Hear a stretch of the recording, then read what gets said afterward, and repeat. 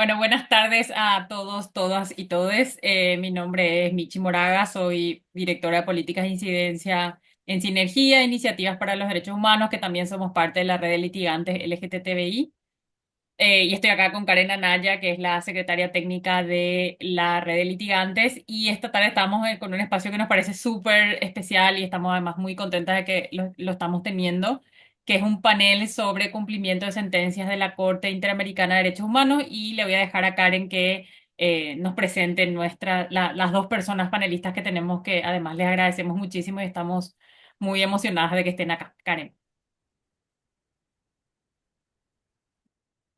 Muchas gracias, Michi. Sí, bueno, es un honor tenerles a Karen y a Cristian, a quienes ahora pasaré a presentar. Ya muchas de quienes estamos aquí les conocemos y hoy tendremos la oportunidad de dialogar sobre el cumplimiento de sentencias de la Corte Interamericana en sus respectivos casos.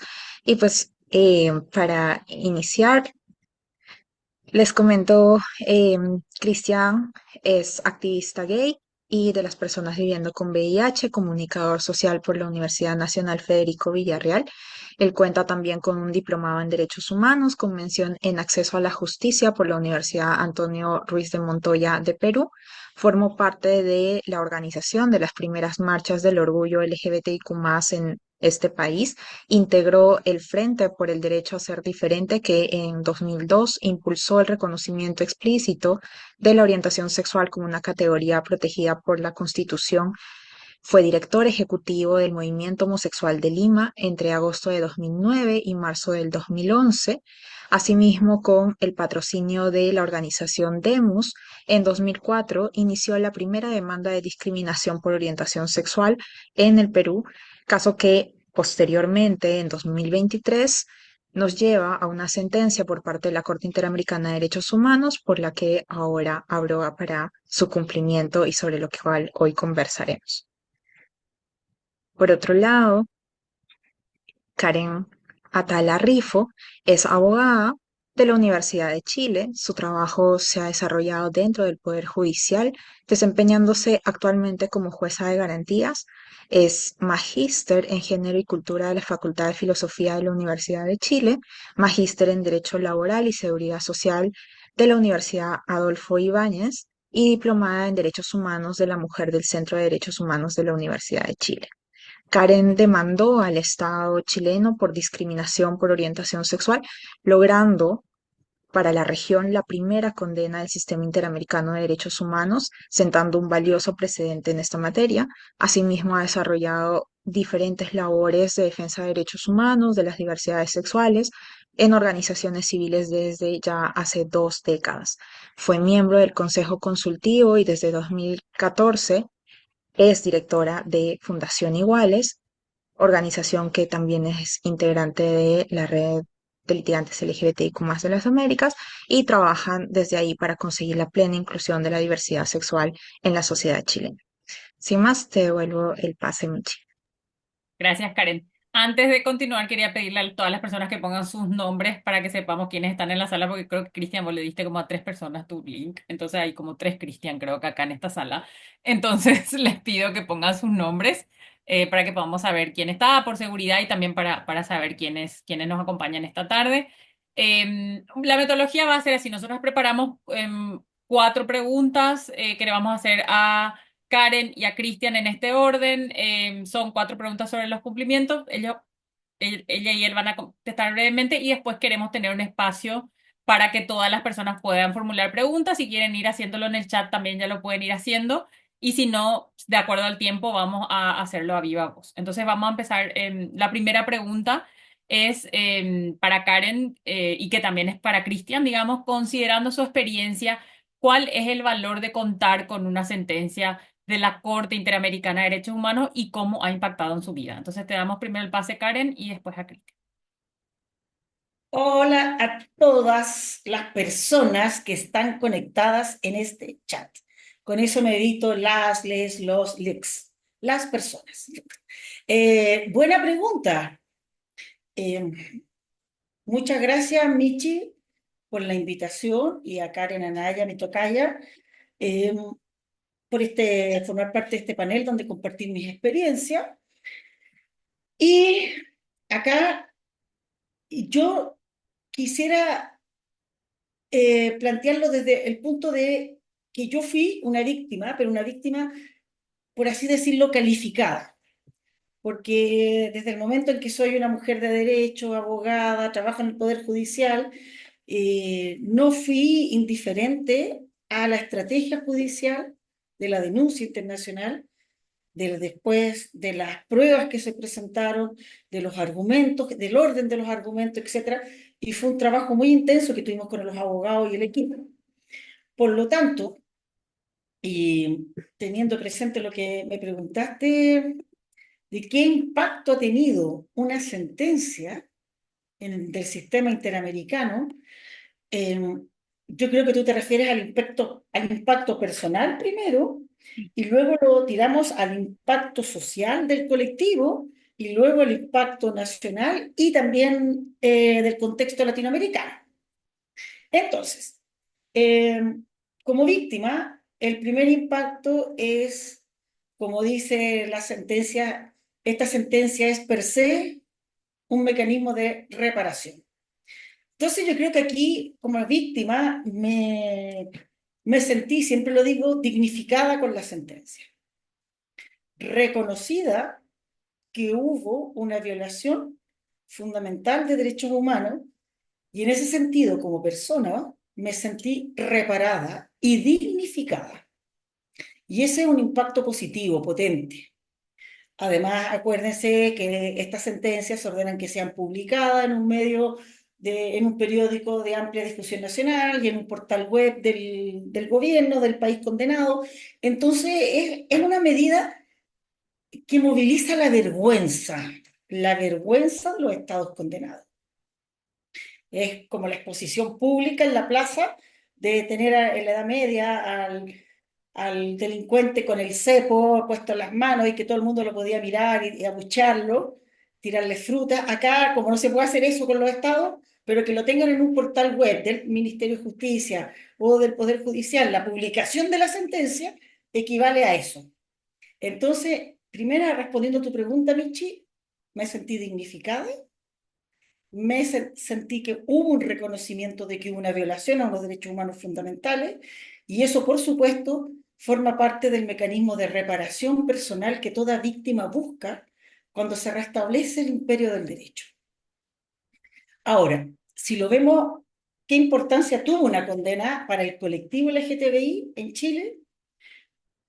Es indudablemente, y no solamente para el colectivo LGTBI Chile, sino que a nivel sudamericano, a nivel regional de Latinoamérica, desde México hasta Chile, en Norteamérica hasta Sudamérica y Centroamérica, significó, como deben saber los que están aquí asistentes, la primera condena del sistema interamericano que reconoce la orientación sexual y la identidad de género de las personas como categoría protegida por la Convención Americana de Derechos Humanos y establece estándares para que los gobiernos, los estados, en sus leyes, en sus normas, en la aplicación de sus políticas públicas, no cometan actos de violación de estos derechos a la igualdad. Por ende, establece el test de escrutinio estricto y le da valor a ese test de escrutinio estricto.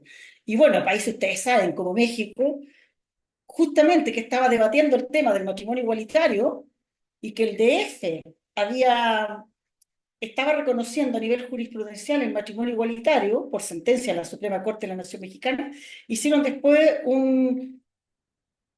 una acumulación de autos de los distintos estados mexicanos que estaban requiriendo matrimonio igualitario y sacan una sentencia uniforme para todos y adecúan el Código Civil mexicano vía interpretación legal con la sentencia del caso Atala y el test de proporcionalidad, y esa sentencia es muy bonita. Yo creo que la conocen, ¿no? La sentencia esa que dice que hace el test de proporcionalidad y establece que al final el Código Civil oaxaqueño, que ese fue el primero, el Estado de Oaxaca, al designar que el matrimonio es la unión entre un hombre y una mujer, es contrario a una interpretación armónica, progresiva de los derechos humanos, teniendo presente el fallo de la Corte Interamericana contra China en el caso Atala y Niños. Y con eso estableció vía jurisprudencial el matrimonio igualitario para todas las personas en México, partiendo por esto. Entonces, uno va viendo qué efectos tuvo, oye, efectos jurídicos en pos de la comunidad LGTBI a nivel, dependiendo de la madurez política y jurisprudencial de los distintos países que son tributarios de la Corte Interamericana y de su jurisprudencia, como México, por ejemplo, que hace lo que en Chile llamamos supremazo.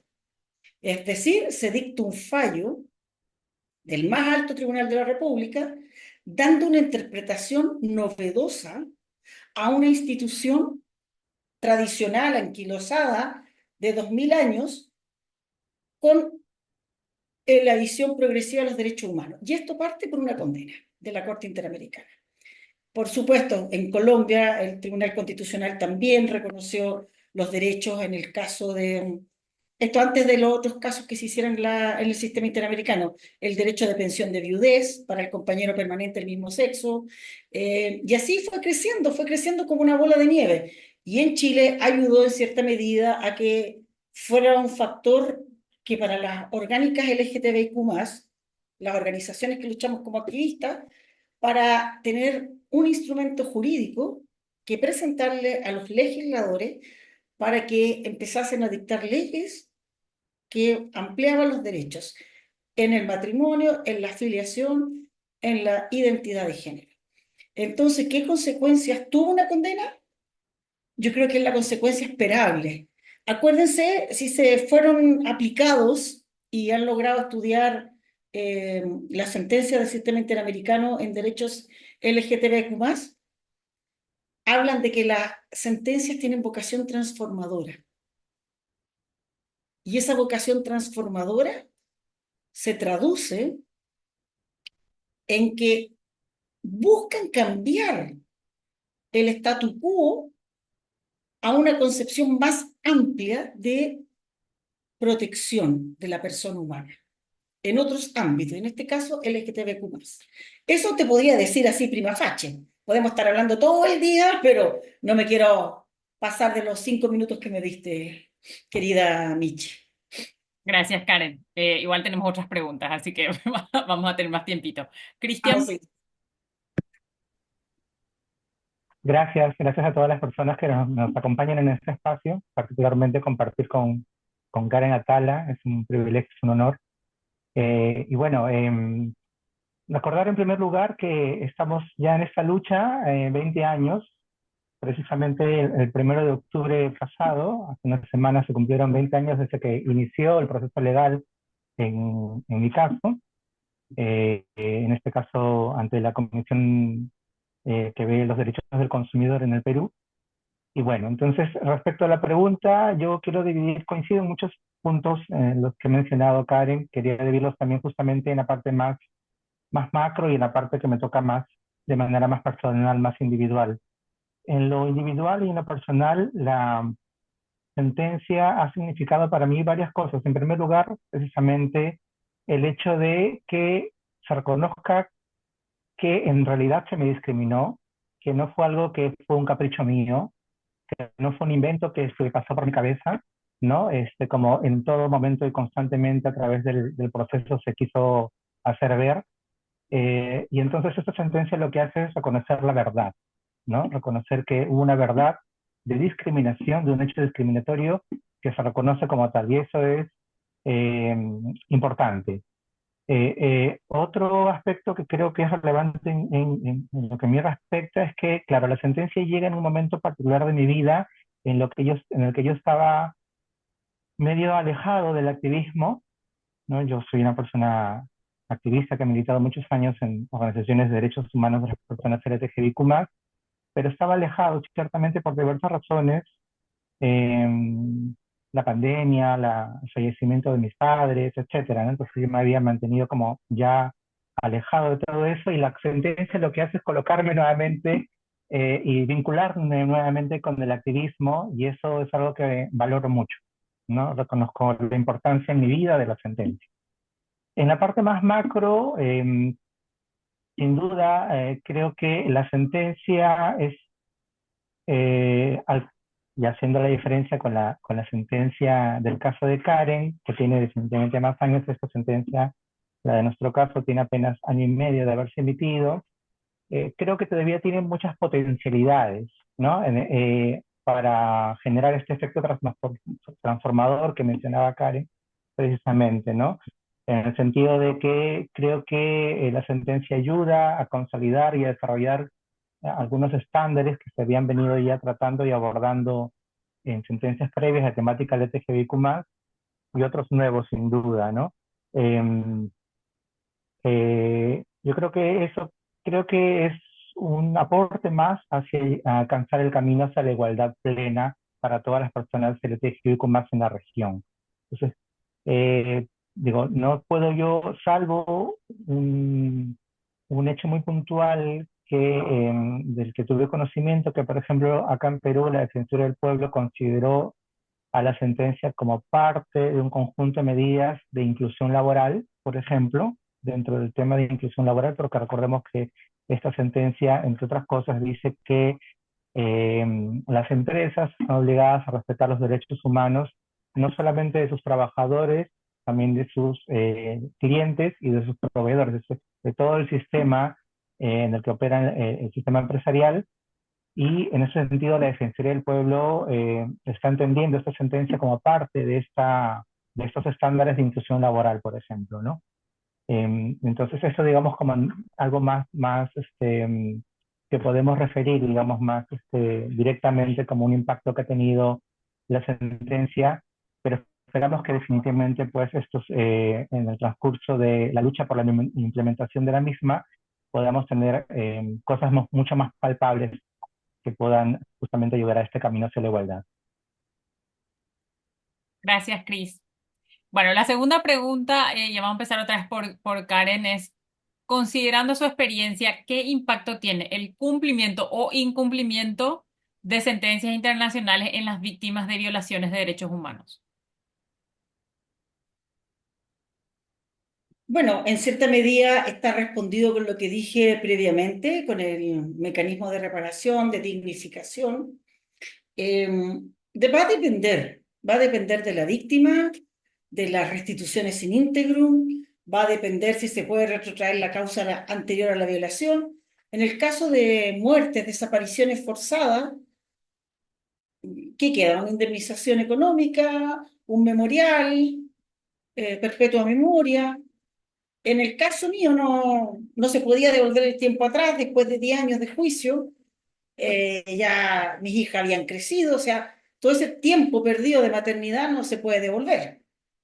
Pero hay que mirarlo, y aquí me gusta citar a la feminista Carol Hanich. Lo personal es político. Entonces, para mí, cuando, al igual que Cristian, uno busca justicia fuera de su país, porque no la obtuvo en su país, y busca el sistema interamericano, la sentencia ya no pasa a ser de mí ni de Cristian, pasa a ser para todas las personas que estamos en la misma categoría. Entonces, el mejor impacto es saber que lo que tú viviste, lo que tú pasaste, ojalá no le pase a los otros que están en la misma situación. El mecanismo de no repetición. Eso para mí yo creo que es el mejor impacto que hay. Que a otra mamá lesbiana no le quiten sus hijos, ni le priven la tuición, ni se prive de compartir la educación, la crianza, el ver crecer a sus hijos el primer día de clase, la primera, no sé, la primera baile, la primera prom, qué sé yo. Eso para mí es, desde el punto de vista personal, la satisfacción que me queda. Que actúe como ejemplificador para evitar que vuelva a recurrirle a otras personas que se encuentran en situaciones similares. El mecanismo de no repetición. Eso te diría que es mi experiencia personal. Ese es el impacto a nivel personal. Y el cumplimiento o incumplimiento en las víctimas, bueno, mi sentencia se ha cumplido parcialmente. La parte que no se ha cumplido y que es la más importante, que es la que busca actuar como cambio social. Y ser un agente de cambio social importa, y eso lo dice esta sentencia, que fue el 24 de febrero del 2012. Han pasado 12 años y no se ha cumplido lo más importante para lograr el cambio cultural.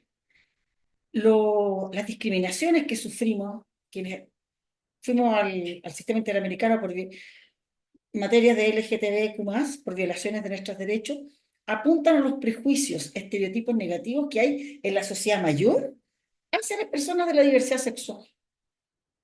Y esos prejuicios, que son culturales, religiosos, históricos, el Estado no puede quedarse de brazos cruzados y tiene que ayudar a promover un cambio cultural. Y ese cambio cultural importa que el Estado tome acciones positivas. Positivas en, primero, eduquemos a los funcionarios públicos, que tienen que atender a toda la población, y que llegan poblaciones de lesbianas, de gays, de trans, no binarias, etcétera, intersex, etc. Segundo, capacitemos a los funcionarios judiciales. Y tercero, capacitemos por vía paraguas hacia abajo, a la sociedad en materia de inclusión, diversidad sexual, orientación sexual, identidad de género y género. Y eso no se ha hecho. Y lo dice la Corte, lo dice la sentencia, mediante campañas, mediante políticas, campañas educativas de sensibilización y campañas políticas. No sé cómo habrá sido en Paraguay y en los otros países, pero en Chile, por ejemplo, se trató de educar por el tema del VIH mediante campañas televisivas, radiales, y partieron campañas muy buenas, pero después empezaron cada vez a ponerse más mojigatos y no decían la palabra condón. No, porque estamos llamando a una sexualidad abierta, sin límites. Y se empezó a poner más el afecto, las últimas campañas llegaban a ser vergonzosas. Muérete de viejo con pareja única, pero no te mueras contagiado de SIDA. O sea, no hay un impulso que se haya tomado en serio el gobierno de Chile para impulsar campañas educativas contra la homofobia, la lesbofobia, la transfobia, para superar esos prejuicios. No hay. Y no ha habido un interés político, y es triste decirlo, 2012 a 2024. Han pasado gobiernos de izquierda, gobiernos de derecha. Ni uno se ha preocupado de tomar el guante y hacer cumplir esa parte de la sentencia. Y eso a mí en lo personal me da mucha frustración, porque lo digo siempre, tenemos ley de matrimonio igualitario, pero si yo voy de la mano dándole un beso a mi mujer, a mi cónyuge, y me muelen a golpes, ¿de qué me sirve tener matrimonio igualitario? Si la estructura de prejuicio, de pensamiento anquilosado, no se ha intervenido con una política pública educativa en el respeto, en la diversidad y en la inclusión hacia la persona de diversidad sexual. Eso te puedo responder, querida Michi. Gracias, Karen. Cris. Gracias. Bueno, igual, creo que el impacto de una sentencia como estas de la Corte Interamericana, por un lado apuntan pues a estos cambios estructurales que esperamos que ocurran en nuestros países, porque, bueno, ya se ha pronunciado, por ejemplo, la OEA en sus distintas resoluciones sobre materia de diversidad sexual y de género, que vivimos en una situación de discriminación y violencia estructural. En el caso peruano, la propia Corte lo había señalado en un caso previo del caso Sul Rojas Marín también, y de hecho el propio Estado peruano, a través de los informes de seguimiento del Plan de Derechos Humanos, el último que tuvimos, también lo había reconocido, que vivimos las personas LGTBI en el Perú en una situación de discriminación estructural. Entonces creo que en ese marco es importante contar con estas herramientas que apalancan justamente estos cambios en los que se ordena, digamos, la sentencia en términos de, por un lado, garantías de no repetición y también, desde luego, la reparación integral a la víctima. En mi caso particular, en cuanto a reparación, bueno, básicamente eran dos cosas, ¿no? La reparación eh, por daños inmateriales, ¿no es cierto? La reparación económica y la atención en salud mental, que es eso lo que hemos venido avanzando, pero entiendo que hay una pregunta en la que podemos ya abordar puntualmente, digamos, esos aspectos de avances o no avances de cada una de las sentencias. Pero creo que también depende mucho el impacto que pueda lograr una sentencia, por un lado, de la voluntad política de los gobiernos y en general del contexto en el que nos encontremos. Claramente el contexto regional, y me atrevería a decir mundial, es un contexto de una arremetida ultraconservadora, antiderechos, que se está evidenciando en toda la región, ¿no? Y no solamente con el tema del LGTB, en general sobre el tema de derechos.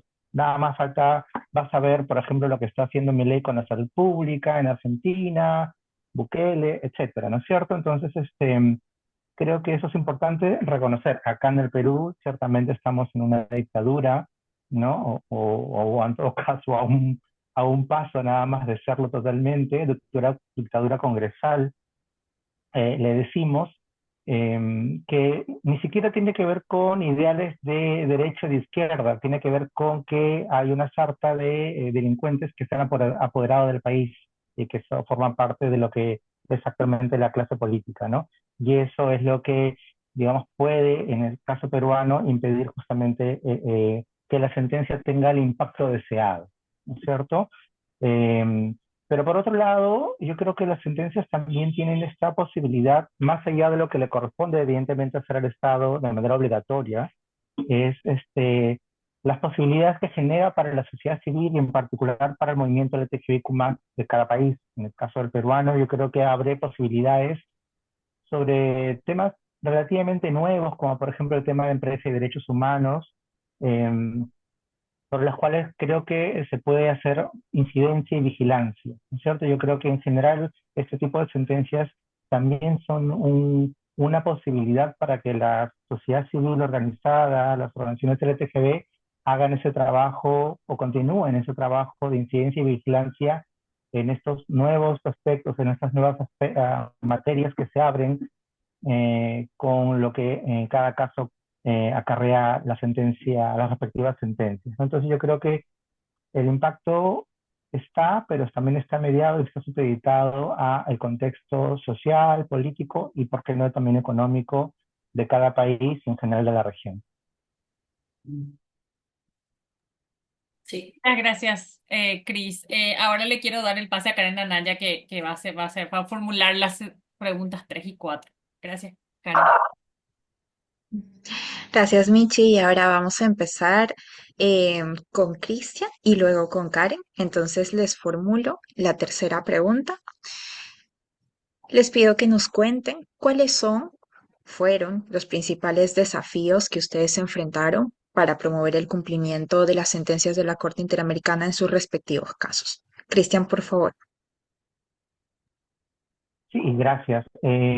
Primero, el Perú tiene un amplio historial de no cumplimiento de sentencias, ¿ok? De hecho, hay un informe de la Coordinadora Nacional de Derechos Humanos que detalla todo lo que el Estado no ha cumplido en materia de sentencias de la Corte Interamericana. Ahorita yo no tengo el número exacto, pero digamos que es la mayor parte de casos, no solamente en temas LGTB, que en el Perú tenemos ya 2 casos con el mío, sino en... Cristian, te muteas. Perdón, ¿está bien? Sí, sí. Ese es el antecedente que tenemos. Y a nivel de contexto, como ya había adelantado, en lo personal, yo no tengo ningún reparo en decir que estamos viviendo en una dictadura. La práctica es una dictadura. Y en ese contexto, implementar una sentencia es sumamente difícil. Si ya era difícil en otros contextos, en un contexto de dictadura que vivimos, donde todos los poderes del Estado pues, han sido tomados por esta sarta de delincuentes, como yo le digo, es muy complicado, ¿no es cierto? El balance de poderes no existe ahorita un balance de poderes, las instituciones del Estado han sido absolutamente debilitadas, el Tribunal Constitucional, la Defensoría del Pueblo, el Poder Judicial, etcétera. Entonces, en ese contexto es sumamente difícil poder batallar, o cuesta más batallar para que se implemente la sentencia, ¿no? De hecho, solamente hemos logrado que el caso de mi sentencia se implemente, por ejemplo, por parte del Ministerio de Salud, la atención en salud mental, que eso, digamos, está corriendo ahí. Y lo más fácil, digamos, que puede hacer el Estado, que es publicar la sentencia en las páginas web de sus diversas instituciones, pero más allá de eso todavía no hay mayor avance de todas las otras disposiciones que están contempladas en la sentencia, ¿no? Estamos haciendo todo el trabajo conjuntamente con Sinergia, con Líderes en Acción y desde luego con Demus, que me ha acompañado en toda esta lucha y esta batalla desde el inicio, hace ya 20 años, para poder hacer estas alianzas que nos permitan precisamente poder avanzar en ese sentido. Entiendo que la siguiente pregunta está orientada justamente a eso, pero yo quería centrarme y enfocarme en lo difícil que es en un contexto en donde ya el Estado peruano no tenía esta voluntad de cumplir con las sentencias. Esto se agudiza todavía aún más y se complica aún más en un contexto de dictadura en el que estamos viviendo actualmente.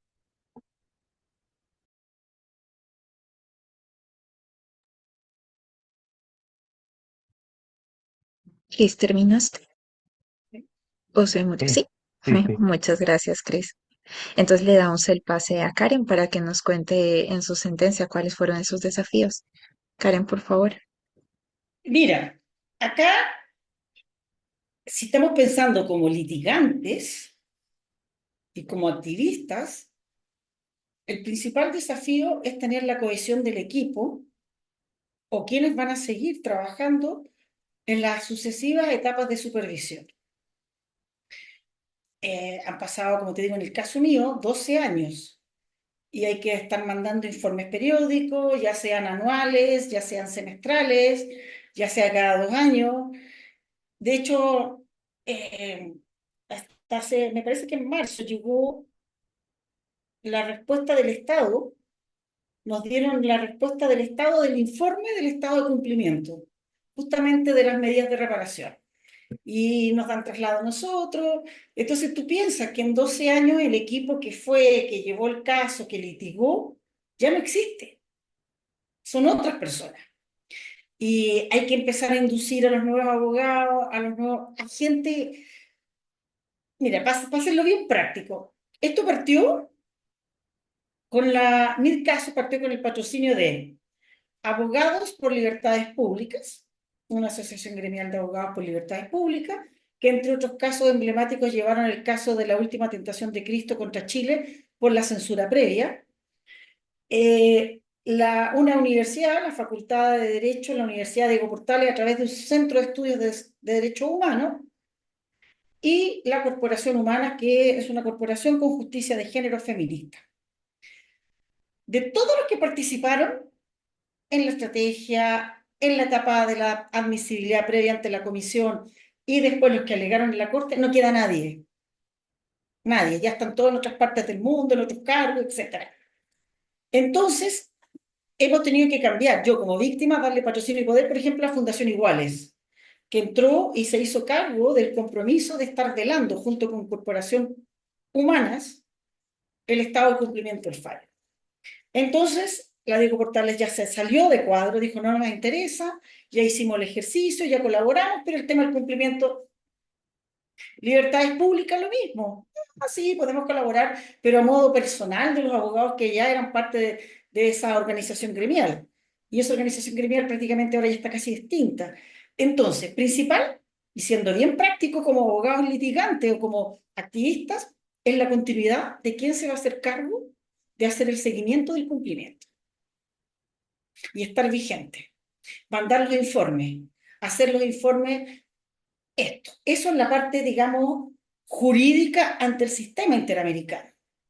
Está también la parte política, de incidencia política al interior del país.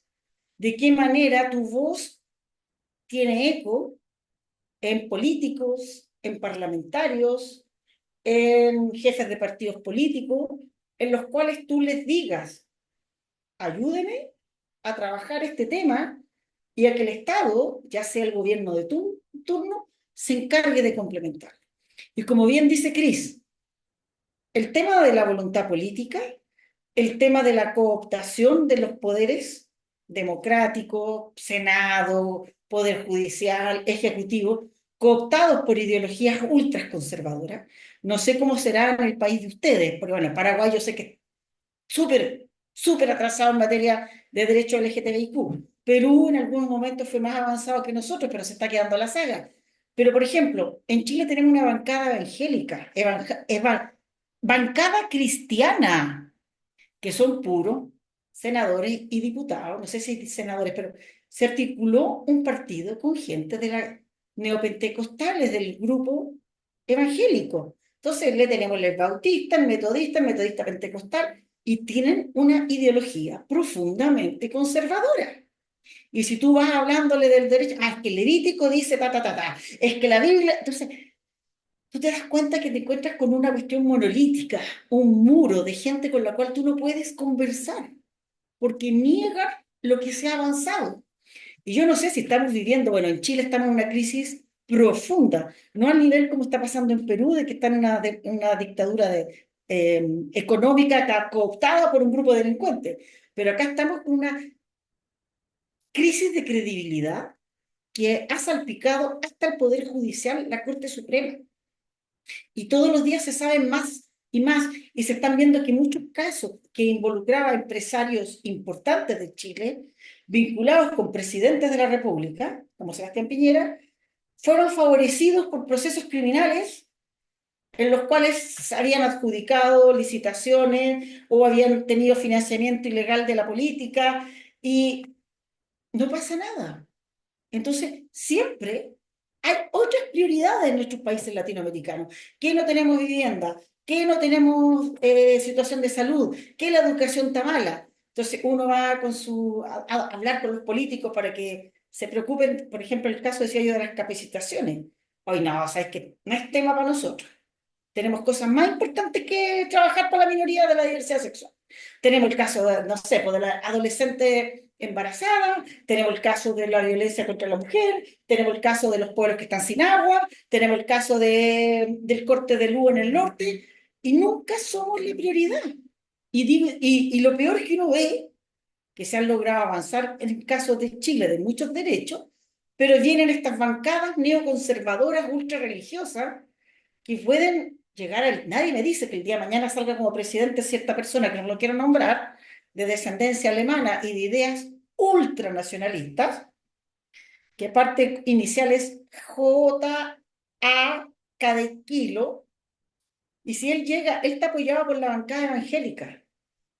O sea, saben que si él vuelve a ser candidato a la presidencia y sale electo, vamos a tener un embate, no libertario como el que pretende Milei en Argentina, vamos a tener un embate ultraconservador, casi como un estado religioso.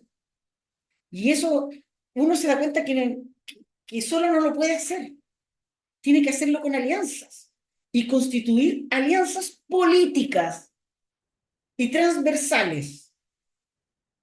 Buscar, por ejemplo, el punto común con quién, con feminismo, punto común, por ejemplo, en lo que tengamos en común con los pueblos originarios, lo que tengamos en común, por ejemplo, con las personas de la discapacidad, y tratar de ir armando alianzas, que tengamos aspectos que vayamos todos aunando los esfuerzos, no fragmentados, sino que un trabajo que las dirigencias LGTBI tienen que trabajar y buscar aliados para ir como un paquete, porque al final del día todos buscamos lo mismo, la plena inclusión y el reconocimiento de nuestros derechos.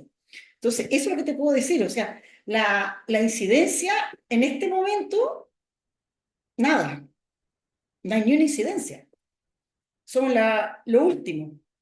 Entonces, cuesta mantener sistemáticamente que se vaya supervigilando el cumplimiento y acusarlo a la Corte. Eso es lo que te puedo decir. Muchas gracias, Karen, Cristian, por esas reflexiones. Y de hecho, Karen, ya nos adelantabas algunas de esas estrategias que usaron para avanzar en el cumplimiento de las sentencias también, o que se podrían dar como tips para quienes están ahora escuchando en la sesión. Y entonces con eso quiero pasar a nuestra cuarta y última pregunta. Y va de lo siguiente. Empezamos ahí con Cristian. Y les quisiera pedir que nos compartan, por favor, de qué forma ustedes avanzaron en el cumplimiento de las sentencias de sus respectivos casos y cuáles son los factores que ustedes creen contribuyeron para lograrlo. Pueden haber mínimos avances en el caso de Cristian, nos comentabas, pues eso es muy reciente la sentencia, pero hay avances para comentar, entonces enfocándonos en eso y en el caso de Karen, ya en los años de reflexión de lo que tiene esta sentencia. Cristian, te dejo la palabra. Gracias. Sí, tenemos algunos avances y esos avances han sido posibles gracias a que no estoy solo, ¿no? Que cuento con un conjunto de organizaciones que vienen acompañando y llevando el caso conjuntamente, y eso es importante reconocerlo y valorarlo, porque eh, reconocer de pronto esta situación de privilegio, podríamos decir, porque no todas las víctimas pueden contar, lamentablemente, con un patrocinio, con una asesoría, con una representación legal. Entonces yo creo que eso es sumamente importante destacar y reconocer que estos avances han sido posibles gracias a que ha habido organizaciones que están atrás de y que pueden impulsar estos procesos también. Em, ¿Cuáles han sido concretamente los avances? Como había adelantado, el tema de la atención en salud mental. Allí es un caso muy particular el peruano porque la norma interna establece que el Consejo Directivo de la Procuraduría debe emitir una resolución vinculante en la cual se estipule qué entidad del Estado está a cargo de implementar cada una de las medidas ordenadas por la Corte. Pese a que todavía no teníamos esta resolución vinculante, el Ministerio de Salud decidió avanzar e implementar, digamos, con una medida de atención en salud mental. Eh, de pronto ahí podríamos tener algún nivel de análisis, por el mío al menos, que quizás de todos los ministerios, de pronto el Ministerio de Salud es el que más vínculo ha tenido con la temática de TGB por el tema del VIH, ¿no? Entonces ahí hay una conexión, digamos, como medio histórica entre el movimiento LGTB y el Ministerio de Salud por lo que tiene que ver con el VIH y con lo que luego se ha expandido como una comprensión de la lucha de los derechos humanos para también prevenir, combatir el avance de esta epidemia, ¿no? Que significa el VIH, eh, entendiéndolo desde una perspectiva de derechos humanos. De pronto por ahí podría ser un nivel de análisis de por qué el ministerio decidió no esperar esta resolución y, digamos, avanzar con esta atención. Y ahí vemos nuevamente cómo las contradicciones y los avances y retrocesos son evidentes en nuestro país, justamente por el contexto que les había comentado, porque luego este año hemos tenido dos situaciones, como por ejemplo el tema de una norma emitida por el propio Ministerio de Salud en el que patologiza las identidades trans, y más recientemente todo lo que ha implicado, por ejemplo, el desabastecimiento de los medicamentos antirretrovirales para las personas que vivimos con VIH. Entonces, tenemos que entender esos avances también en un marco también de retroceso. Entonces, no, creo que es también importante tener esta mirada más integral y más panorámica de cómo a veces porque un funcionario de pronto con determinada perspectiva o visión o enfoque está en ese momento, podemos avanzar. Lamentablemente no siempre es así y eso es evidencia que no hay una política de Estado, ¿no es cierto?, a favor de las poblaciones LGTB, sino que va a depender de qué funcionario esté en ese momento para poder ir avanzando en la implementación. Lo otro creo que es importante también destacar en nuestro caso es que se han establecido alianzas. Una alianza fundamental ha sido con la congresista Susel Paredes. A través de ella hemos logrado establecer ciertos espacios de diálogo y canalizar la solicitud de información, porque digamos ella como autoridad, a través de ella, digamos, gestionamos las cartas para solicitar información a las diversas entidades que están implicadas en la implementación de la sentencia. Entonces yo creo que la alianza con la Congresista de Paredes también ha sido fundamental para poder ir encontrando, digamos, el mejor camino para poder implementar la sentencia, ¿no? Ahorita estamos viendo todo el tema, por ejemplo, de la reparación económica, para luego centrarnos en lo que va a ser una lucha de más largo aliento, que son las medidas de no repetición, ¿no? Que tiene que ver con determinadas normativas, políticas, protocolos, con campañas de sensibilización, porque como decía Karen Atala, es importante no solamente, digamos, ¿no?, lo normativo, los protocolos, sino cambiar, digamos, las mentalidades, cambiar esas estructuras que sostienen los prejuicios y el estigma hacia las personas sexualmente diversas o de género diverso, ¿no? Entonces creo que eso es importante también. Entonces yo diría que, digamos, como para ir cerrando esta intervención, esos serían mis comentarios respecto a esta pregunta. Gracias. Muchas gracias, Cristian. Entonces ahora le voy a dar el paso a Karen para que nos cuente también desde su experiencia. Karen, por favor. Mira, en cierta medida lo he ido respondiendo con las otras preguntas. Principalmente, yo creo que va con la sincronía o con la hoja de ruta que tenga el presidente de turno. Si el presidente de turno en su programa de candidatura prometió, por ejemplo, promulgar leyes a favor de la diversidad sexual, uno ahí tiene que hacer un trabajo de cabildeo bastante importante para que se logre, a través de los mecanismos internos, cumplir la sentencia.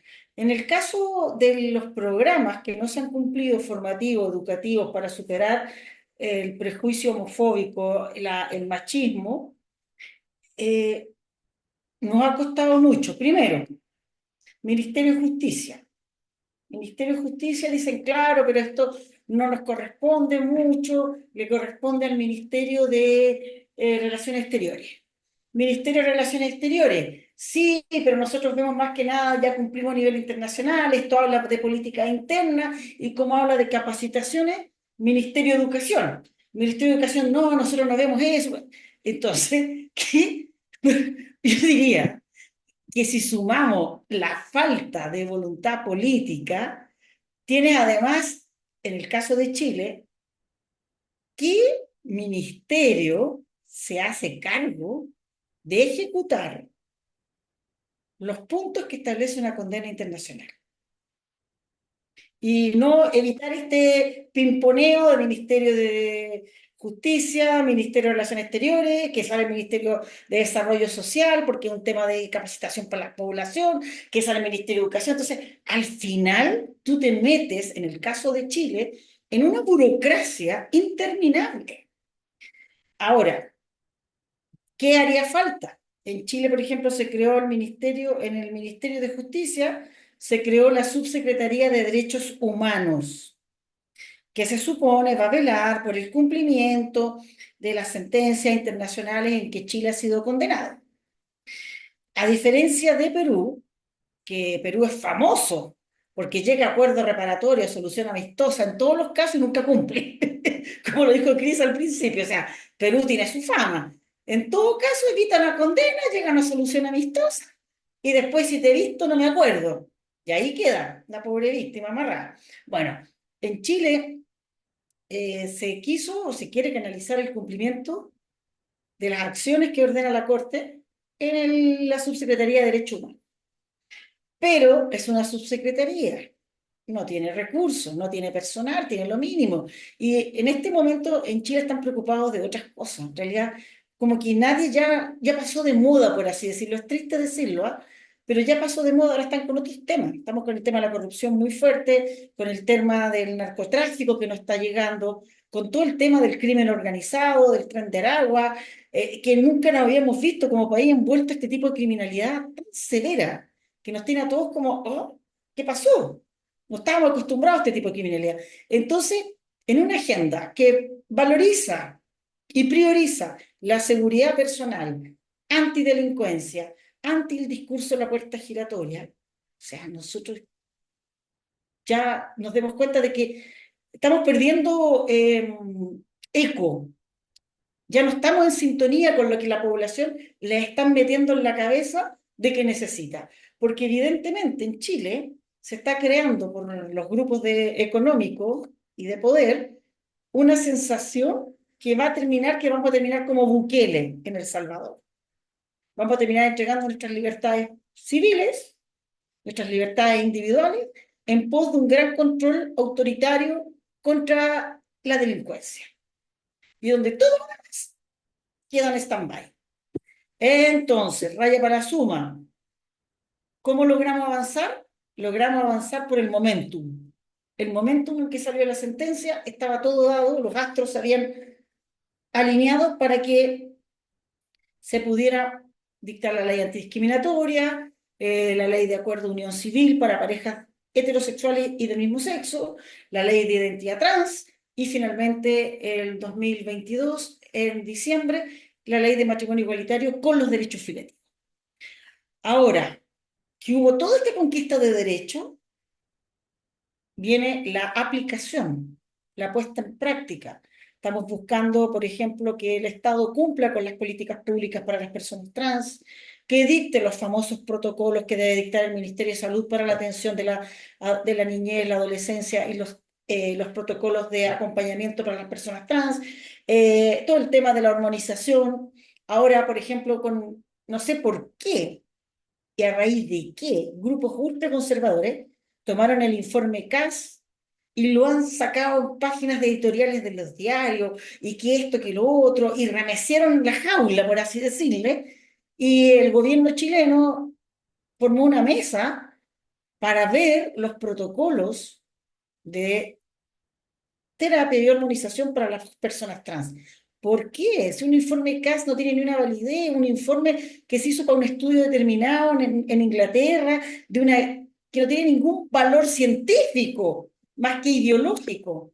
Pero eso demuestra lo mal que está la institucionalidad chilena, que un gobierno que se dice de izquierda, que tiene un compromiso férreo con los derechos humanos, con la perspectiva de género, con la diversidad sexual, por un informe que publicitan un par de médicos de grupos de iglesias católicas o evangélicas muy conservadoras, y dicen, no, el Ministerio de Salud debería verificar lo que dice y lo paran el proceso, llaman una mesa, crean una mesa de trabajo, y vamos dilatando, y vamos dilatando. Entonces, siento que avanzamos como Penélope, ¿ah? Tejemos y en la noche lo destejemos. Entonces, yo más que diría, más que estar debatiendo cómo lograr cumplir las condenas, deberíamos estar preocupándonos como activistas de la diversidad sexual, cómo frenamos el avance ultraconservador que estamos viviendo, cómo frenamos la caída de las instituciones democráticas por la corrupción, ya sea del narcotráfico, tren de Aragua, lo que sea, intereses económicos en los glaciales, en la minería, qué sé yo. ¿Cómo frenamos la decadencia del Estado que nos está llegando? Yo creo que aquí, si nosotros actuamos pasivamente y nos quedamos todo el rato mirándonos el ombligo, no nos vamos a dar cuenta cómo nos pasa la planadora por encima. Yo creo que ya debemos estar avanzando 2, 3 pasos más allá y ponernos en el peor escenario posible. Porque un gobierno conservador de extrema derecha va a pescar la sentencia de la Corte Interamericana, listo. ¿Se acuerdan los que estudiaron derecho en el derecho indiano, cuando el virrey o el gobernador le llegaban ordenanzas de la Real Audiencia de España y decía, obedézcase, pero no se cumple? ¿Alguno de ustedes estudió eso? Bueno, acá va a pasar lo mismo. Van a llegar las sentencias de la Corte Interamericana, obedézcase, pero no se cumple. Punto. Entonces, tenemos que plantearnos qué vamos a hacer, cómo vamos a trabajar para que esto realmente se logre cumplir, si nuestras propias instituciones democráticas están haciendo agua. ¿Ya? Eso yo creo que es como lo que debemos empezar a trabajar coordinadamente como activistas de derechos humanos. Con eso creo que doy respuesta. Muchas gracias, Karen. No, muy interesantes todos los elementos que trajeron Cristian y tú para esta última parte. Y entonces, con esto hemos cerrado la sección de preguntas que Michi y yo teníamos previstas. Y ahora vamos a dar pase para estos 30 minutos que nos quedan a preguntas de quienes nos han estado acompañando durante la sesión. Yo tengo algunas. Les agradecemos a quienes han estado dejando en el chat sus respectivas consultas, las voy a leer al final y ahora voy a dar la palabra para las personas que estén levantando la manita. Por ahora tenemos a Ignacia, entonces, compañera, te doy la palabra, por favor. Bienvenida. Muchas gracias, Karen. Muy buenas tardes a todos. Bueno, muchas gracias por esta instancia en la cual podemos conversar y compartir saberes. Bueno, yo soy Ignacio Yarzún, soy activista trans, soy de profesión abogada y soy presidenta actualmente de OTD Chile, organizando transdiversidades. Bueno, tengo dos preguntas básicamente, pero antes de eso me gustaría hacer un breve contexto, digamos, para las personas que no son de Chile.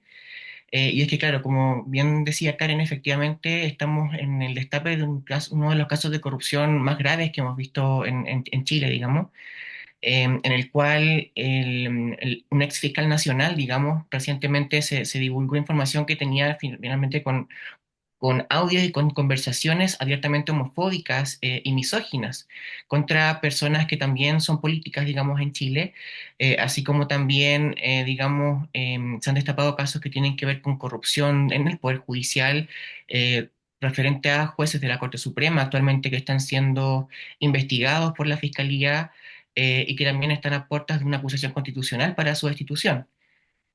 Casos que, digamos, son tan graves como el cohecho, digamos, y otros similares, digamos, que han afectado evidentemente la fe pública y la confianza que se tiene sobre las instituciones en Chile. En ese mismo sentido, creo que si, por ejemplo, vemos que conversaciones del fiscal nacional, por ejemplo, eran tan homofóbicas, y es algo que también vemos recurrentemente, sobre todo los servicios que entregan el acceso a la justicia a la población, sobre todo a la población trans, que tiene que ver con esta falta de capacitación que, digamos, se hace, pero de forma muy escueta. Entonces, muchas veces vemos que las personas a la hora de poder denunciar, porque por lo general las personas trans, cuando se acercan al sistema judicial es porque son víctimas de violencia y discriminación, ven que finalmente también son discriminadas a la hora de poder denunciar.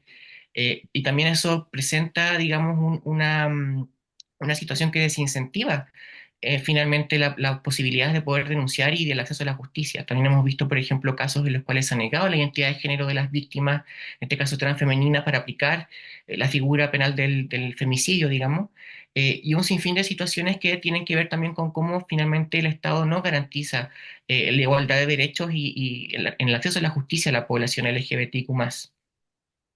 Y en ese sentido también es importante recalcar que en el contexto en el que estamos hay políticos que son abiertamente antiderechos, que efectivamente están constantemente vulnerando los derechos fundamentales de las personas trans en los medios de comunicación, en los medios políticos, y que también, digamos, son una red que finalmente se coordina y que también ha mellado con distintas acciones el sistema interamericano de derechos humanos. Y en ese sentido han hecho acciones, digamos, que finalmente han tenido resultado también en el levantamiento de candidaturas que se han posicionado y que finalmente han sido electas en el sistema internacional de derechos humanos. En ese sentido, digamos, ¿cómo ven ustedes? Y aquí surgen las preguntas, ¿cómo creen ustedes que primero las sentencias que ya se han emitido puedan ser perjudicadas, digamos, en su eficacia dentro de los distintos países de la región en razón de finalmente que esto, digamos, trascienda más allá de lo jurídico y lo judicial a los espacios políticos donde finalmente tenemos parlamentarios y representantes que finalmente vulneran los derechos fundamentales?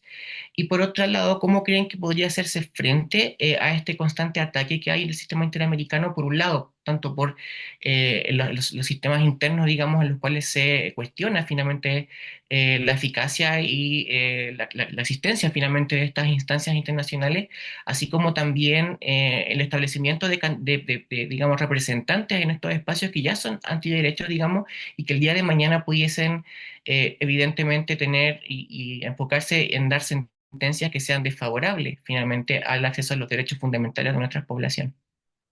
Eso, muchas gracias. Gracias, Ignacia, gracias también por el tiempo. Ahí les estábamos escribiendo por internet, entonces vamos a tratar de que por favor las preguntas sean puntuales para tener el tiempo de responder. Y les daría pues ahí el espacio a Cristian, a Karen, luego de haber escuchado a Ignacia, quien quisiera tomar la palabra. Y así vamos a ir haciendo con las sucesivas preguntas. Ignacia, en realidad tú tienes que partir de la base que desde que el momento que un país está inserto en el concierto internacional, las condenas que tiene del sistema internacional le afectan su ranking de credibilidad. Y si yo soy un país, no sé, pues pongamos el caso, Suiza, Bélgica, Canadá, y quiero hacer tratados de libre comercio con Chile, lo primero que veo es qué seriedad tienen el cumplimiento de sus obligaciones internacionales. Y veo ese ranking de cumplimiento. Si yo veo que el país se compromete con soluciones amistosas, es condenado y no hace nada, evidentemente que ese país va a sufrir un reproche internacional y el principal problema lo va a tener con los acuerdos bilaterales de comercio. Ese es todo el fin, no nos engañemos. O sea, aquí las condenas por derechos humanos, qué sé yo, repercuten al final en la credibilidad del país para focos de inversiones y de tratados bilaterales o multilaterales a nivel económico. Esas son las peores sanciones que puede tener un país. Por eso que los países que buscan tener una economía sólida, que buscan posicionarse en el mercado internacional, se preocupan de dar cumplimiento a las sentencias del sistema interamericano, al cual voluntariamente se sometieron cuando suscribieron la competencia a la Corte Interamericana. Ahora, nada obsta a que el día de mañana tengamos un gobierno de extrema derecha aliado con un Congreso y que decida decir, me salgo de la OEA, me salgo de las Naciones Unidas, no le retiro mi jurisdicción, le retiro mi consentimiento para someterme a la jurisdicción del sistema interamericano. Nada obsta. No tenemos una bola de cristal para saber qué va a venir al futuro. Por eso yo recién dije, hay que ponerse en el peor escenario y empezar a pensar estrategias más allá del sistema. ¿Y por qué? Las últimas elecciones de jueces de la Corte Interamericana fueron nombrados bastante conservadores los jueces que han llegado. Es decir, los jueces de la Corte Interamericana que conocieron mi caso el 2012 ya no están. Los que hay ahora son mucho más conservadores.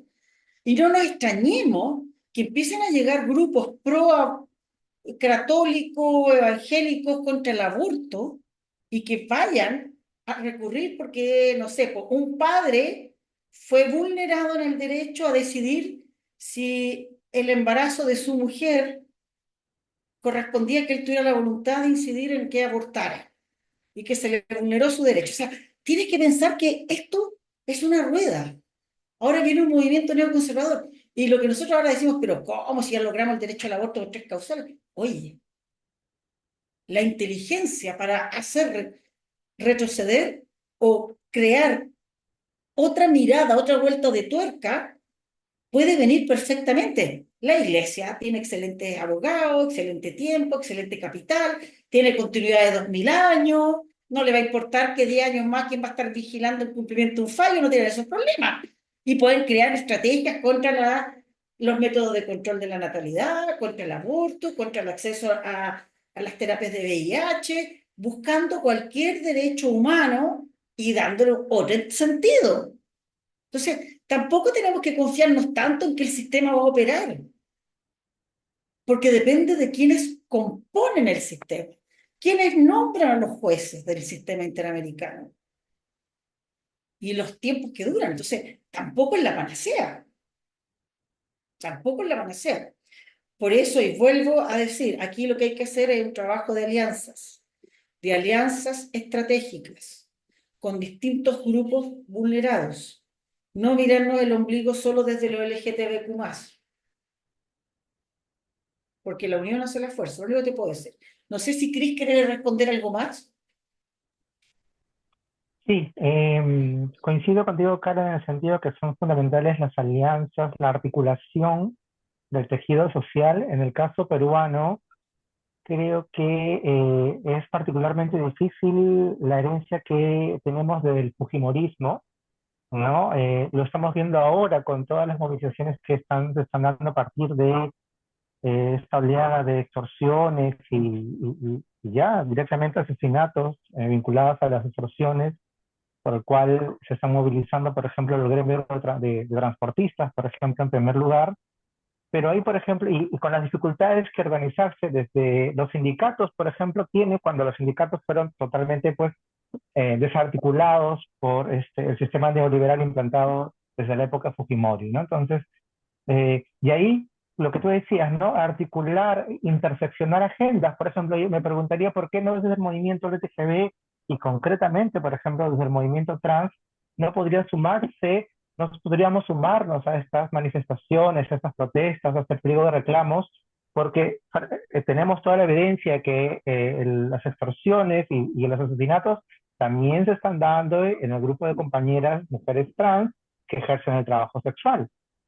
¿No? Entonces, hay amplia evidencia acá en el Perú de que esto se ha venido dando, es parte de este contexto general de violencia que estamos viviendo, ¿no? Entonces, creo que es importante eso, pero no solamente basta articularnos a nivel nacional, creo que también tenemos que articularnos a nivel regional. O sea, los grupos conservadores están hace rato articulados de manera regional, de manera mundial, global, y eso es algo que también tenemos que comenzar a mirar, ¿no? ¿No? Porque estos problemas de la delincuencia organizada, del sicariato, las consecuencias que trae, por ejemplo, la migración forzada, etcétera, todo esto incluso hasta el cambio climático. O sea, ahora, hace poco hemos tenido toda una oleada de incendios en varios países de América Latina y cómo todos estos problemas los estamos mirando también de manera regional y cómo los estamos abordando. Entonces yo creo que ahí esta mirada de articularnos tanto a nivel local, nacional, pero también esta necesidad de mirarnos a nivel regional, creo que es importante retomar de pronto en espacios como, no sé, diversas redes regionales, la ILGA, no sé, yo creo que ahí hay que todo un trabajo por retomar, en todo caso, por afianzar para poder justamente responder a esta realidad antiderechos que es mundial. Gracias. Sí, oye, y lo otro también, el asesinato de los activistas y de activistas ambientales que ha ocurrido en Brasil, en Acá en Ecuador. Perú también, ¿ah? Acá en Perú Y también, es terrible. aquí se está empezando a notar un patrón en el que está puesto todo el sistema democrático en juego y las alianzas tienen que ser muy transversales y regionales. Y yo coincido contigo, Cris, totalmente. Solamente ayudándonos colaborativamente podemos salir adelante. Mm. Gracias, Karen, gracias, Cris, y gracias a Ignacia también por seguir en esta reflexión en relación a las alianzas y los espectros regionales, perdón, sobre los cuales también podemos incidir. Le voy a dar la palabra a María Isabel Sedano, o quien nos acompaña ahí detrás del linkcito de Cris, para Es, que haga su pregunta, es, por favor. es mi Compañera, versión adelante. lésbica, porque tiene mi nombre, es mi versión lésbica. Ya, yo no sé, ahora sí se fue, no le escuchamos. No, estoy acá, estoy acá. Ahí está. Estaba con el micro apagado. Bueno, un gusto, Karen. Contigo lanzamos la campaña de Justicia Arcoíris en Lima hace muchos años ya. ¿2017 o 2007? No, 2017. Sí, 2017. Todavía tengo el pañuelo guardado. Sí, me acuerdo. Y continuamos con la campaña. Ahora ya es una plataforma de lucha con más de 50 organizaciones que nos juntamos, activamos una de nuestras, digamos, una de las acciones más emblemáticas son los tribunales simbólicos para demostrar a la justicia oficial que sí se puede hacer una justicia arcoíris. Perfecto. Bueno, yo más que tener una pregunta, yo quería hacer algunos comentarios, si me lo permiten, si es posible, ¿no? Con relación a la sentencia de Cris. Breve y corto, Mic, adelante, para darle luego espacio a las preguntas. Gracias. Ya. Bueno, yo creo que además de todo lo que se ha dicho, creo que hay un valor en la sentencia de doctrinario, jurisprudencial, que creo que hay que usar, ¿no? Conocer y usar, ¿no? Por ejemplo, el hecho de que Cristian fuera discriminado y que se use mucho el interés superior del niño, ¿no? Como un argumento de los antiderechos también en su momento dentro del INDECOPI, ¿no? Es algo que esta sentencia trabaja, ¿no? Para decir en términos coloquiales, el interés superior del niño no puede ser justificación para discriminar a nadie por su orientación sexual, ¿no? El otro tema es el tema de la prueba, ¿no? Porque desarrolla mejor el hecho de que no puede haber, no puede para demostrarse un caso de discriminación que haya una prueba imposible, ¿no? Porque en el Perú, para que ganes un caso, tienes que grabar en el momento en que te están discriminando y solo así vas a poder tener una opción en cualquier campo de la discriminación o tipo de discriminación.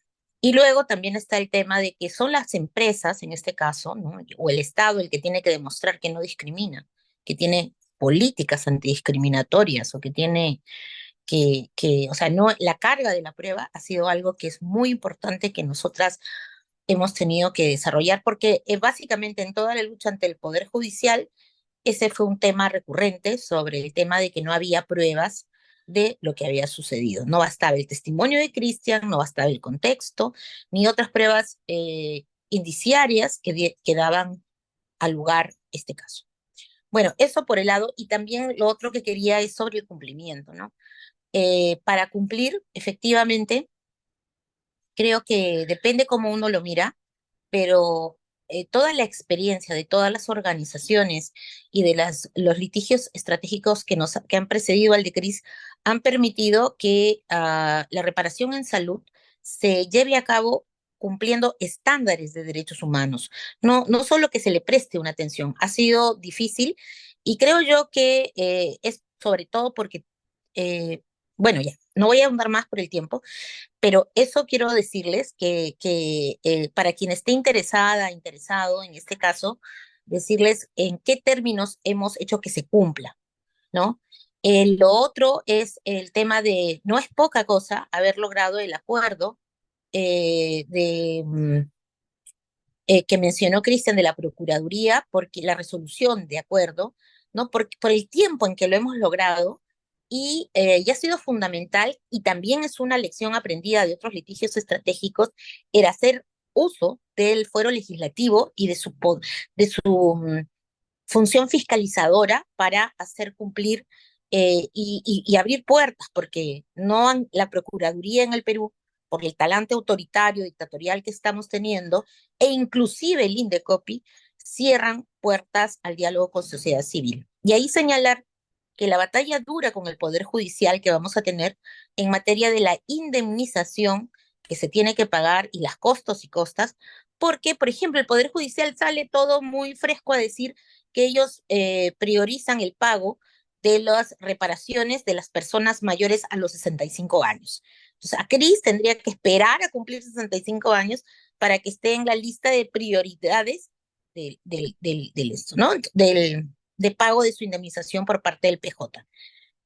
Y finalmente para aprovechar este espacio es que cuando con Michi y otras compañeras, compañeros, hablábamos de por qué es la importancia de este espacio, ¿no?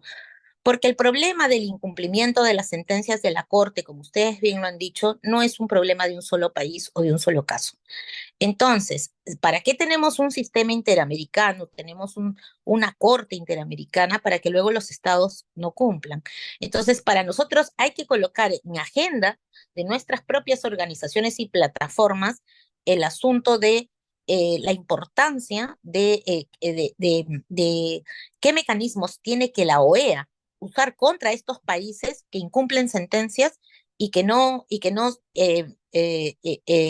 quede eh, sin que se mencione en las asambleas de la OEA algún mecanismo para los informes que se emiten sobre los estados, tiene que haber para colocarlos al nivel de Nicaragua o de Venezuela o de los que ellos llaman que no cumplen con los estándares democráticos. Esa era mi intervención. Sí, muchas gracias, Mick.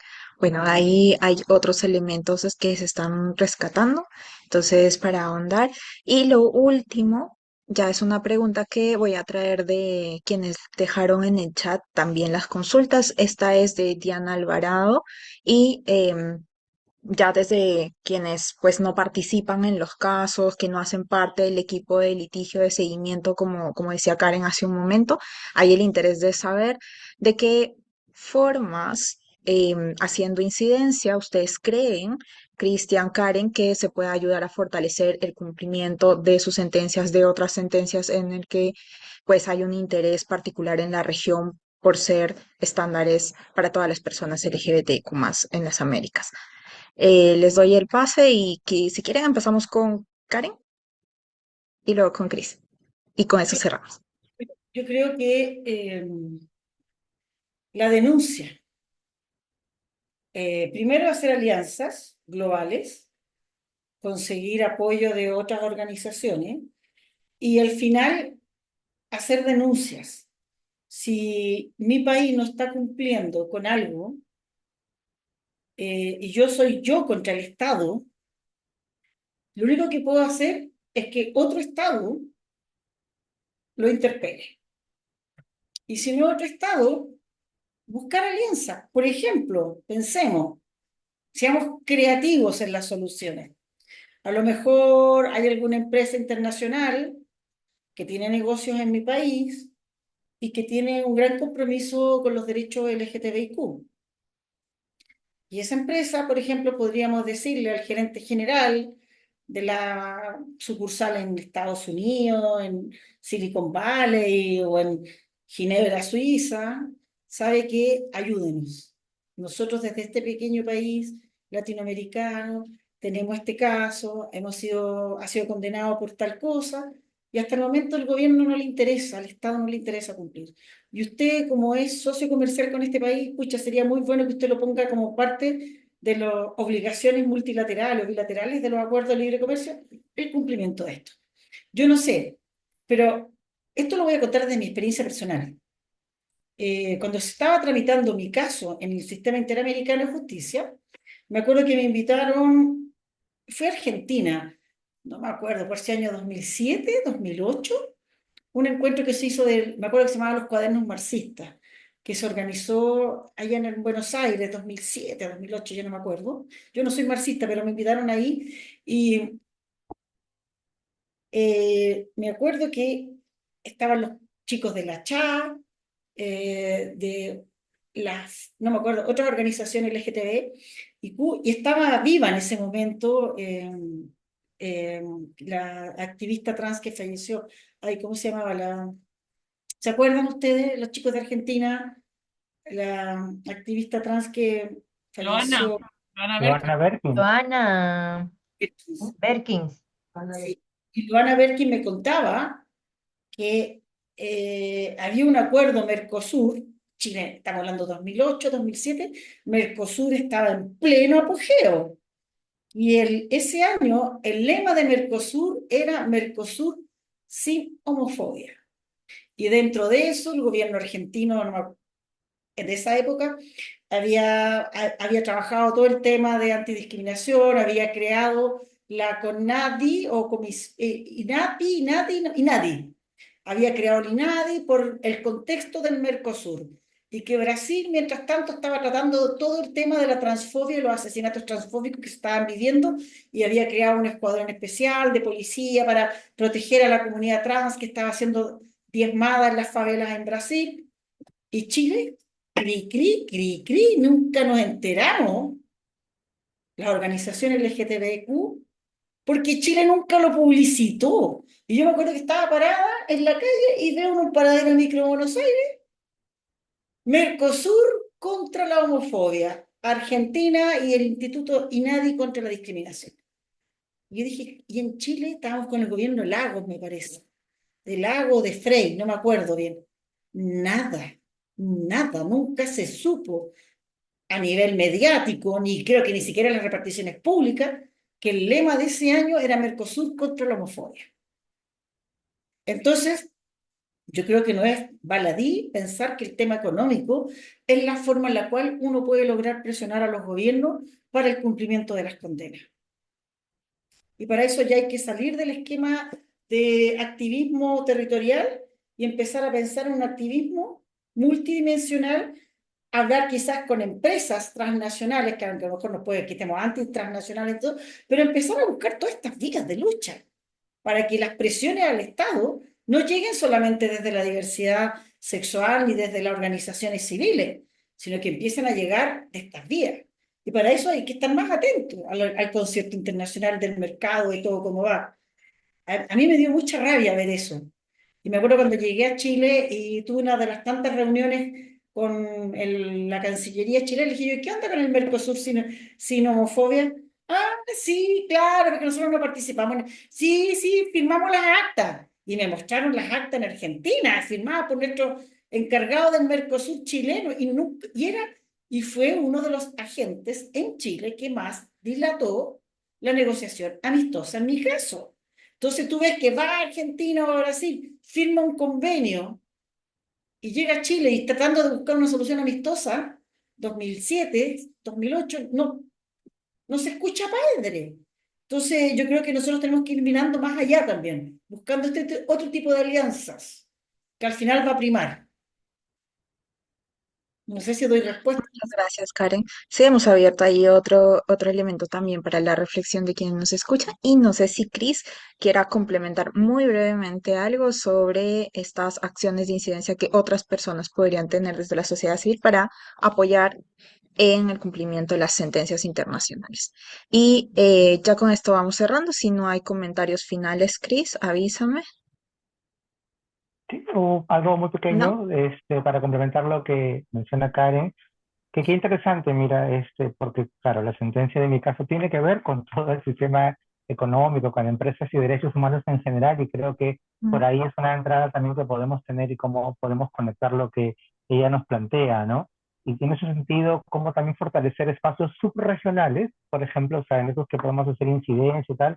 Ella mencionaba el Mercosur, podemos mirar también la Comunidad Andina de Naciones, ¿no es cierto?, con sus diversas instancias también. De hecho, también tiene un tribunal de justicia, la propia comunidad andina y tal. Entonces, creo que son también espacios en los que podemos explorar, hacer también incidencia para en general, no solamente para el cumplimiento de las sentencias, sino en general para responder a este contexto ultraconservador antiderechos, ¿no? Yo trabajo, por ejemplo, en una organización de personas con VIH y justamente en el marco del ORAS, que es el Organismo Andino de Salud que pertenece a la Comunidad Andina de Naciones, se ha formulado un plan andino contra el estigma y la discriminación, por ejemplo. Ese tipo de situaciones, por ejemplo, de experiencias, podríamos de pronto mirarlas también desde los otros colectivos del propio movimiento LGTB, de cómo formular esos espacios también de incidencia a nivel de estos espacios Mercosur, Comunidad Andina y otros que podamos tener, pero me gusta mucho la idea de poder ver también este tema del ranking, ¿no? Y cómo esto podría también afectar o tener una consecuencia a nivel del mercado, de la economía en los países. Creo que es interesante explorar eso. Gracias. Mm. Gracias a ti, Cris. Bueno, verán, tenemos varios mensajes ahí. A Karen, a Cris, que no han tenido un espacio y ahora les dejamos, ya terminamos las preguntas y pues que puedan también leer en el chat. Hay muchas personas agradeciéndoles por todo lo que compartieron, por la lucha desde hace años. Y de hecho, pues tanto Sinergia como la red de litigantes LGTBQ más de las Américas les agradecemos por haber estado en este espacio. Seguir luchando además y ahora les voy a dar la palabra, pero queríamos decir, pues es importante también las reflexiones que hoy nos han traído a propósito de los casos específicos que ustedes tuvieron en su momento y que hoy le dan algunas luces a quienes nos han acompañado, que están litigando, que les interesa meter un caso, que les interesa apoyar también que se cumplan las sentencias en determinados países. Entonces, estas ideas y reflexiones, pues ojalá no solo se queden aquí, tendremos otros momentos para conversar, ojalá en el futuro. Y ahora le voy a devolver la palabra a Karen, a Cris, para que ustedes den sus palabras finales también a quienes nos han acompañado ahora y pues con eso podamos ya ir cerrando. Karen, te doy la palabra a ti primero. Gracias. Por favor, Cris, salúdame a Susel Paredes, gran amiga, años que no nos vemos, muchos Le años. haré presente. Y lo mismo, no sé si sigue Jorge Liendo en Promesexo, fue, ¿o no? Yo Eh, sí, sí, sí, sí, sí, ahí en Prompset, sí, claro que sí. y también me acuerdo que me invitaron en el 2013 a encuentro de padres, madres y amigos de Claro, gays. sí, sí, sí, sí, sí, En sí, Lima, 2013, imagínate. Después, bueno, Justicia Diversa, Justicia Arcoíris, 2017. Eh, Airiana La Serafina, mis saludos a las Airianas Las Serafinas en Paraguay. Y palabras finales. La red de litigación internacional tiene que pensar, como buenos abogados, ponerse en el peor escenario. Y pensar en los peores escenarios y ver cómo atacarlos, tapar esos lugares, no dejar resquicios, que el caso sea cerrado y el cumplimiento, empezar a buscar eh, colaboradores, ya no solamente del ámbito jurídico, colaboradores políticos, colaboradores aliados de otras organizaciones civiles y ahora estamos pensando ya en las empresas transnacionales o internacionales que tienen convenios, buscar los acuerdos de libre comercio, buscar los acuerdos bilaterales, etcétera. Y yo creo que por el billete, por el bolsillo, llega más fuerte que por la razón de los argumentos. Eso es un buen tema para tener presente. Y empezar estrategias anticipándonos a los cambios de los actores en las cortes interamericanas que vienen con una mirada muy conservadora, el avance de las políticas ultraderechistas, y lo estamos viendo, Salvador, Perú, Argentina, no sé cómo está Paraguay, y hay que empezar ya a articular estrategias para ir frenando esta arremetida que viene con la Biblia en la mano predicando la política. Eso. Gracias por haberme invitado a transmitir mi experiencia. Gracias a los asistentes que están acá. Gracias, Michi. Qué gusto verte. Lo mismo conocer a Karen y a Cris. Y sigue adelante, Cris, que vamos a lograr que tu caso sea un buen ejemplo para el empresariado de aquí de latinoamericano. ¿Ah?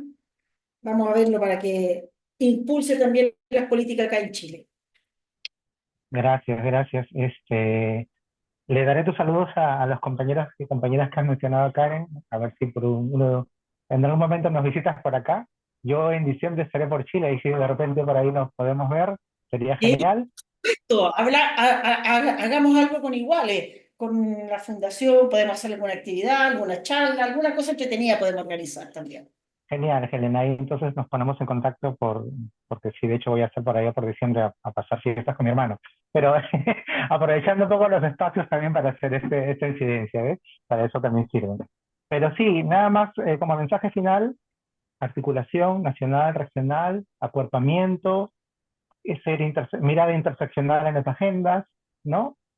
Cuestiones que siempre las tenemos ahí, las mencionamos, pero es bueno siempre recalcarlas.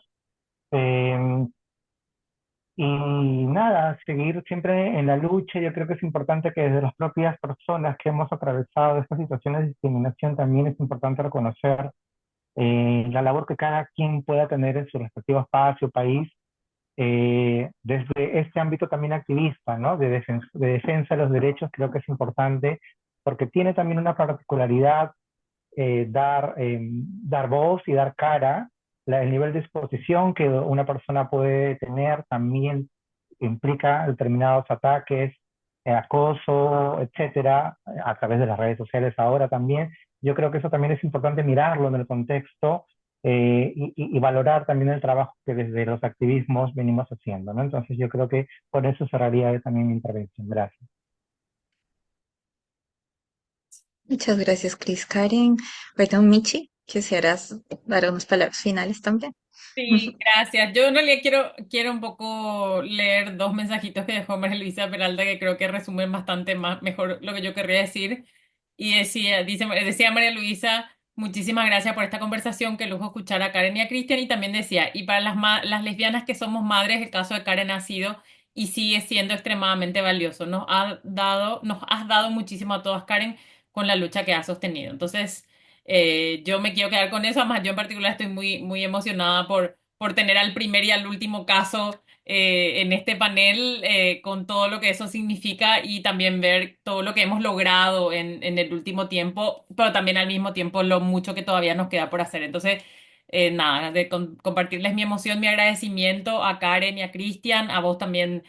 Karen Anaya, que siempre estás ahí para que organicemos cosas interesantes, a toda la gente que se conectó y bueno, esto seguramente vamos a compartir más adelante también y bueno, y seguimos seguramente. Gracias. Gracias. Gracias, gracias a todos. Un gusto, Karen, también. Cristian, un abrazo para ustedes y quienes nos acompañaron. Luego les vamos a pasar este video, no se preocupen, ya por correíto. Gracias. Que tengan Chao, linda chao. tarde. Adiós, Gracias. gracias, Michi. Chao, chao.